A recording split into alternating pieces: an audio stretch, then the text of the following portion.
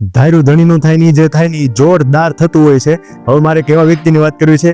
એ વ્યક્તિનું ડ્રીમ એટલે પાયલોટ બનવું. અને પાયલોટ છે ઇન્ડિયન એરફોર્સનું પાયલોટ. હવે એ સમયે ઇન્ડિયન એરફોર્સે ટોટલ 9 પાયલોટની રિક્રુટમેન્ટની ભરતી જાહેર કરેલી અને આ વ્યક્તિએ મહેનત કરીને કમ્પ્લીટ કરી એક્ઝામ ને બધું, અને એ વ્યક્તિનો 10મો નંબર આવ્યો. હવે મજાની વાત એ છે કે એ વ્યક્તિએ તૈયારી નહીં કરી હોય, એ વ્યક્તિ લાયક નહીં હોય એવું તો નહીં હોય, કારણ કે 9 વ્યક્તિને લેવાના હતા ને એનો 10મો રેન્ક હતો, તો એક જ રેન્કનો ફેર રહી ગયો છે. તો અહીંયા જોવાની વાત એ છે મસ્ત કે હવે એ વ્યક્તિ એનું ડ્રીમ કઈ રીતે અચીવ કરે, ગોલ કઈ રીતે કમ્પ્લીટ કરે છે.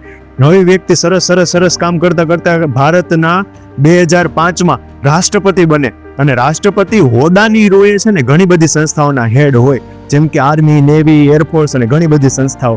એટલે એ વ્યક્તિ એરફોર્સના પણ હેડ થયા.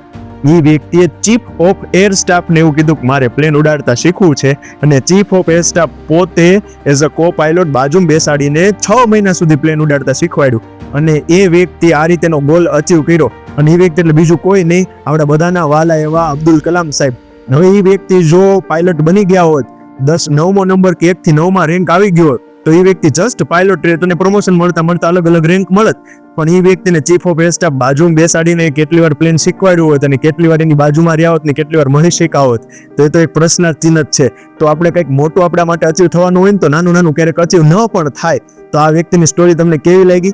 અલગ કોઈ પણ વ્યક્તિ, બ્રાન્ડની, કાંઈ પણ ટર્મિનોલોજીની કાંઈ પણ તમારે સ્ટોરી વાત સાંભળવી છે એ જરૂરથી કોમેન્ટમાં જણાવો. પેલું લાઇક, શેર, સબસ્ક્રાઇબ, ફોલો કરવાનું ન ભૂલશો. ત્યાં સુધી થેન્ક યુ સો મચ. જય હિન્દ.